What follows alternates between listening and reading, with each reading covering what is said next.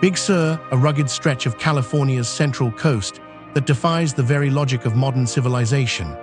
Nearly 5 million people descend upon this narrow strip of land every single year, yet it remains a place with no streetlights, no mail delivery to houses, and no corporate logos.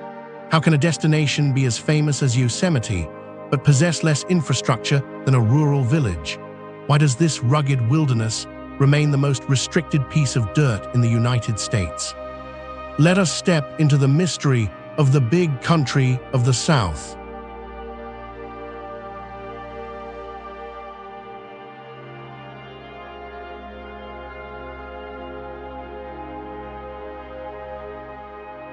The geography of Big Sur is a masterclass in tectonic drama. It stretches from the Carmel Highlands down to San Simeon, a corridor where the Santa Lucia Mountains plunge thousands of feet into the churning foam. There are no incorporated towns here, only 4 tiny clusters of life scattered like seeds in the wind. Between 1,800 and 2,000 people call this place home year-round, living in a state of constant negotiation with the elements. There is no fast food, no neon glow, and no easy way out once you enter.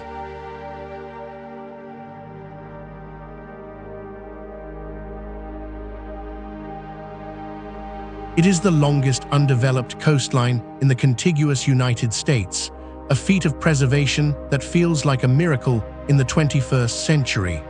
The narrow 2-lane ribbon of Highway 1 is the only thing that connects these people to the rest of the world.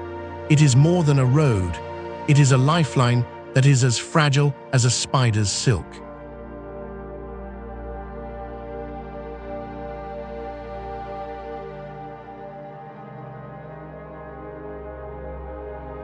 In the year 1769, the Spanish explorers looked at these cliffs and turned back. They found the coast impenetrable and the mountains forbidding. They looked south from their base in Monterey and saw a vast, unknown territory. They called it El País Grande del Sur. This translates to the big country of the South.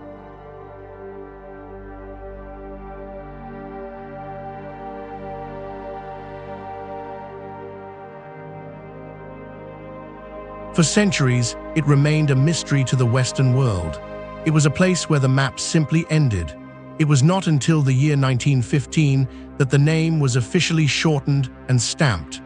On March 6, 1915, the United States government formalized the title. Big Sur was born on paper, but it had already been alive for an eternity.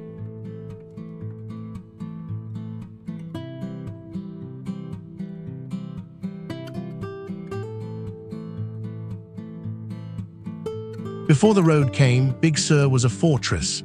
If you wanted to reach this coast from Monterey in a wagon, it took 3 full days of grueling travel. The land dictated the pace of life. Then, in the year 1921, the dream of a highway began. It was a project that would take 18 years of sweat and dynamite. Workers carved a narrow ribbon of asphalt into sheer seaside cliffs. They fought the rock and the gravity of the Pacific.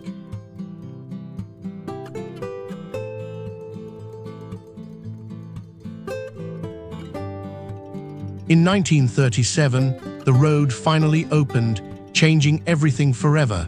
It was named California's first scenic highway in the year 1965. Later, it earned the title of an all-American road. But every gift comes with a curse.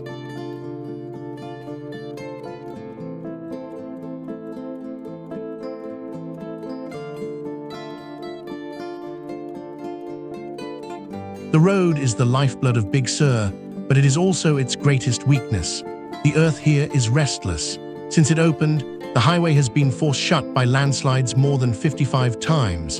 In the year 2017, a catastrophic slide buried the road under millions of tons of debris.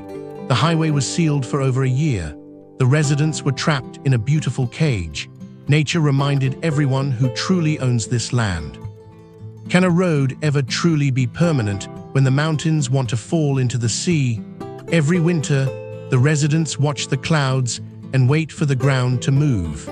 It is a high-stakes game of survival played on a winding path of asphalt.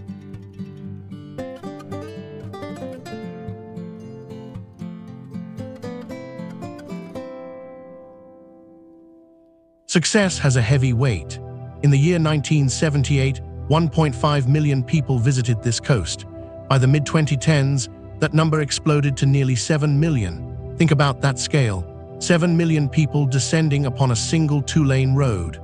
There are only 6 gas stations in the entire region. There are only 16 public restrooms.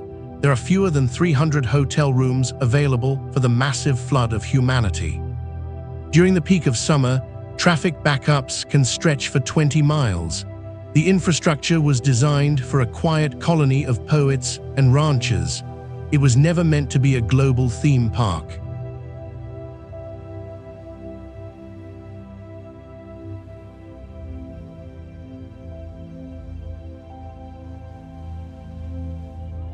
The consequences of this popularity are grim.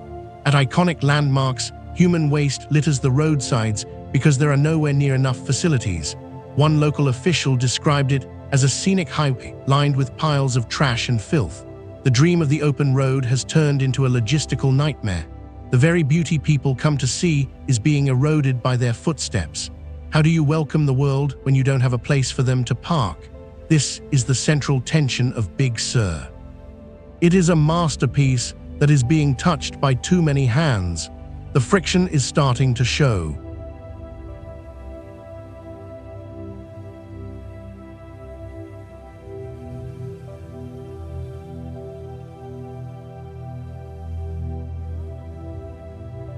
Protection is the only way Big Sur survives.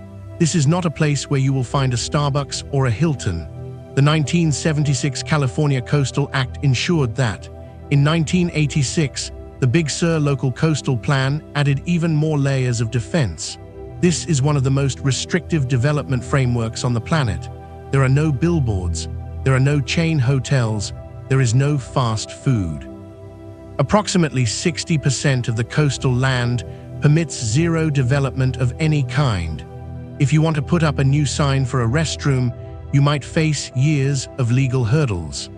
The laws that save the view also make it impossible to fix the problems.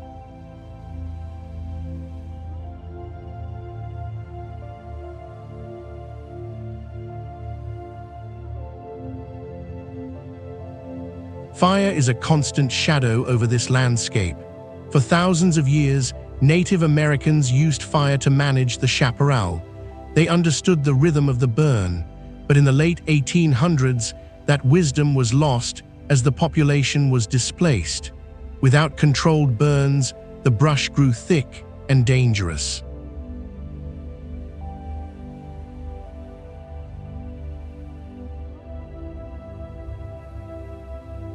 In the year 2016, the Sobrins fire showed the world the cost of neglect. It was sparked by a single illegal campfire.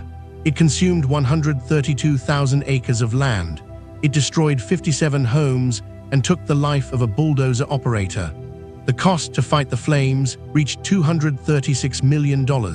In Big Sur, fire is not just an accident. It is a predictable consequence of a landscape in tension.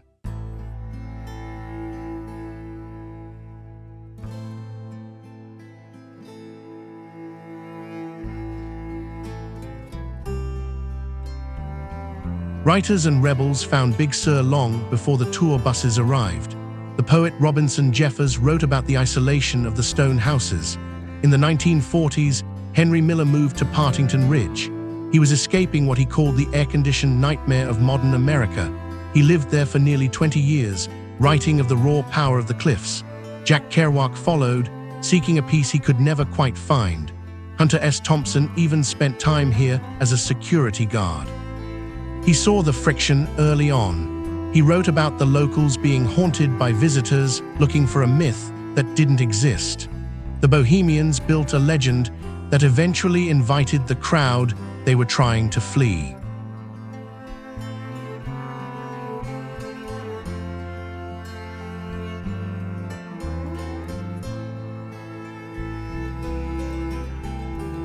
Beneath the stories of famous writers lives a group of working people. You will find the descendants of the original 19th century homesteaders. Names like Pfeiffer, Harlan, and Post are still etched into the land. They operate the lodges and run the ranches. The economy here is almost entirely based on hospitality. 90% of the local revenue comes from the people passing through. It is a strange existence. The residents are outnumbered, but they are the ones who keep the lights on. They live in a place where the median home value is nearly $877,000.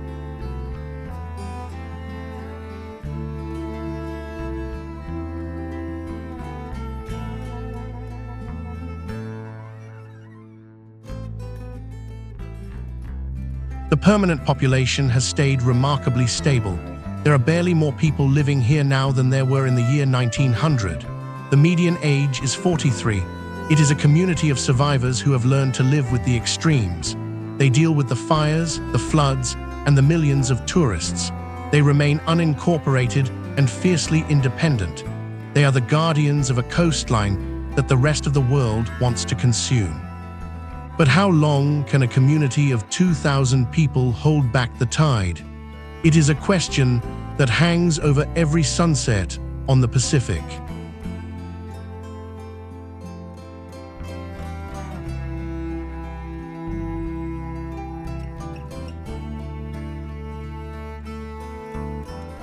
Big Sur teaches us a difficult lesson about the things we love.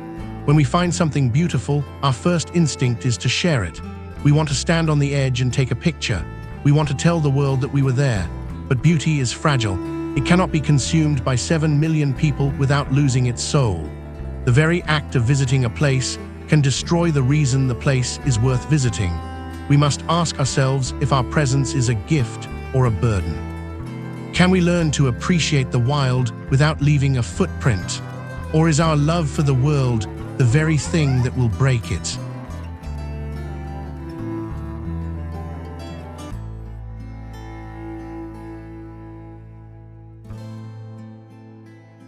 The story of Big Sur is a story of boundaries. It is the boundary between the mountains and the sea. It is the boundary between history and the future. Most importantly, it is the boundary between preservation and destruction. We must learn to respect the limits of the land. We must understand that some places are not meant to be convenient. They are meant to be difficult. They are meant to be rugged and unforgiving. If we turn every wilderness into a parking lot, we will have nowhere left to find ourselves. Big Sur remains intact for now, but its future depends on our restraint.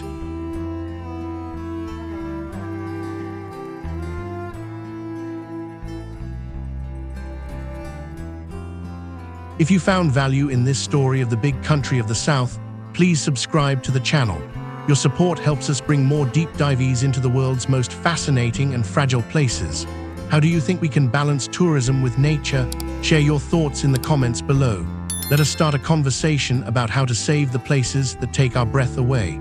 Thank you for watching, and remember to leave the world a little better than you found it. Until next time.